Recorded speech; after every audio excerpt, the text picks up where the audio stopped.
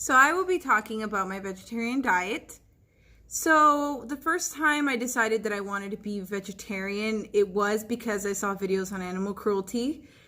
And I remember thinking, I don't want to eat this. And I remember feeling disgusted even with dairy, with milk, because I knew that they had milked the cows so much to the point where they were bleeding. And that still happens every now and then today. And then I found out that, of course, they go through a cleansing process with their milk. But even then, it's not guaranteed that everything's going to be out. So then that's why I went on a vegetarian diet. I was about 14 years old when that happened. And then I decided that I just wanted to start eating meat again. I guess it happened mainly because my mom, she cooks a lot of meat, and she would purposely tempt me making the best kinds of meat foods, and eventually I ended up falling. So not that eating meat is like a bad thing or anything like that, but I really wanted to stay consistent with my vegetarian diet. And then it was an on and off process.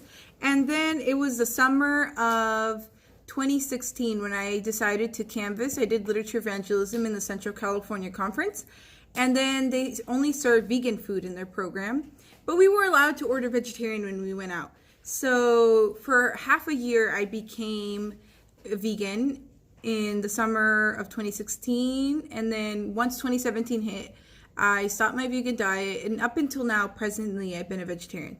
So the way my current status, I guess, on my vegetarianism is I just try to make sure that I get a variety of foods, that I'm not just eating unhealthy foods like that have lots of cheese in it, overly stuff with sugar, that kind of thing, because it's also not good for the body to get that much sugar, because oftentimes you'll find meat eaters who are healthier than vegetarians. That is a reality, and that's because oftentimes vegetarians don't know how to portion their food right. So still making sure that I follow like the My Food Plate, that type of diet. So I would make sure to have vegetables and fruits is specifically my favorite, but make sure I'm also getting my grains, I'm getting my protein, I'm getting everything that I need, because otherwise, I remember one of the struggles I had when I became vegetarian is being anemic because I wasn't getting enough iron. So then I decided to make sure that I'm including high iron stuff, maybe like cooked broccoli is what I would do. I would also just fit in all kinds of vegetables that would help me with that. So far, I'm really happy with my diet, mainly because dairy really does hurt my body. I end up getting stomach pains, or I get lots of mucus when I eat lots of dairy. So I try to keep low on that. But I say my biggest struggle with my vegetarian diet is sugar, because I am such a sugar person. I really do like to have sugar almost on a daily basis. So right now I need to improve on that aspect.